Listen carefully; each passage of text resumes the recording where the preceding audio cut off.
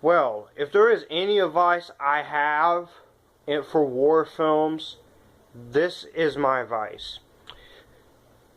Future actors, when you are playing war heroes in a war film, don't call your wife. Because in a war movie, the guy who calls his wife is the first one to die. And I mean that. Enjoy the show.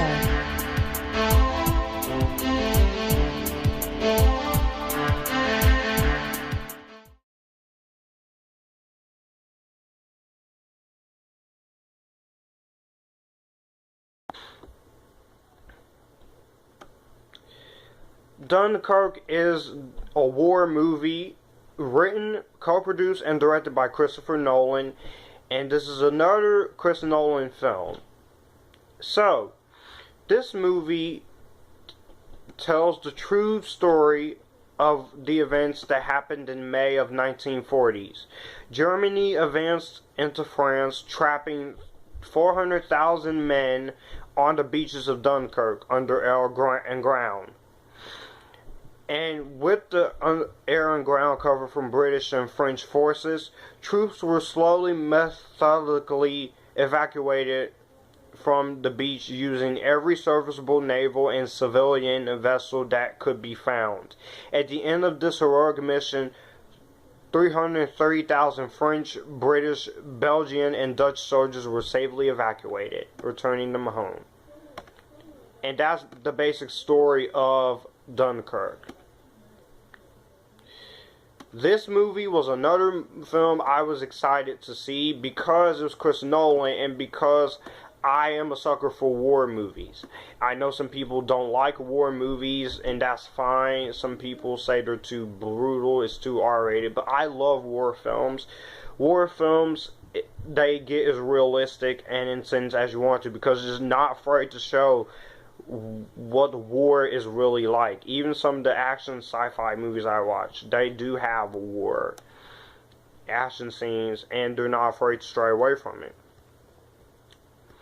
This is one of Chris Nolan's best films to date, and this is one of the greatest war movies I've ever seen. I agree. I really enjoyed this movie. There's only one issue I have, which I'll get to. But let me just say that the way Chris Nolan tells the story, it keeps you intrigued, interested. It's not 2.5 hours if some people were expecting it. This movie is an hour and 47 minutes. It does not play around. It uses great mix of suspense through visual storytelling and music. The music by Hans Zimmer in here is intriguing and amazingly well done. The cinematography in here, this movie is shot pretty well with IMAX cameras and film. So it's pretty awesome. It gives that movie the feel of war. And it's intriguing and it's interesting and it's so amazing.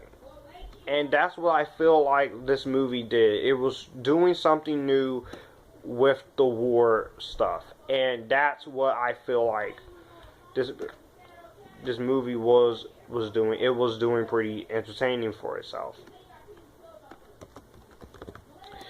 Let me just say that the acting in this movie is great. You got a great cast here. Tom Hardy, Mark Rylance, Cillian Murphy, Kenneth Branagh, James D'Arcy, and this is the film debut of One Direction's Harry Styles. The acting in here is great.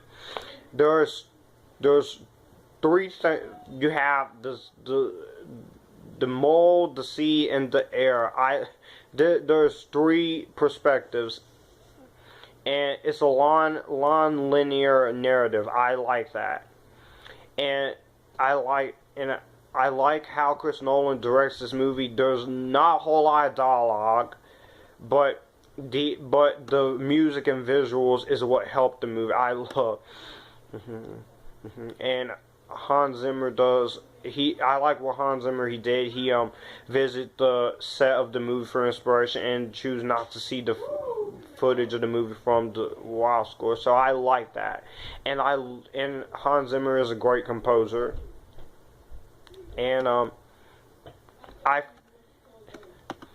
feel like the movie does an incredible job of showing the carnage of war while also keeping it from getting too over bloody and violent. This is a PG-13 rated war film, and I appreciate that.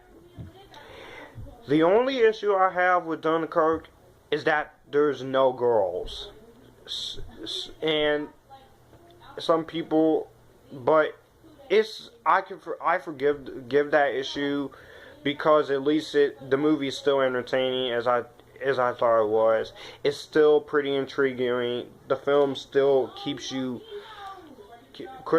Christopher Nolan never lets you down. Chris Nolan never fails, and Christopher Nolan always does an amazing job with what he does. And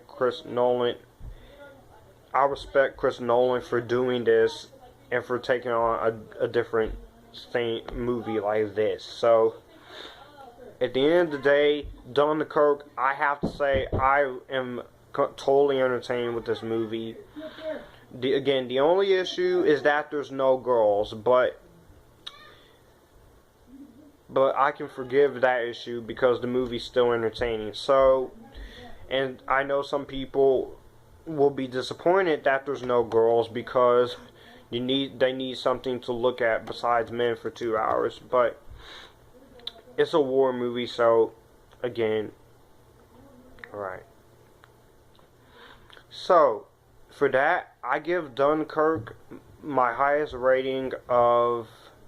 I'm gonna give this movie a better than Vampire Diaries. Let me know what you guys think of Dunkirk down below. Do you like it? Do you not like it? And if you like this, you can click here and we can all have a good time.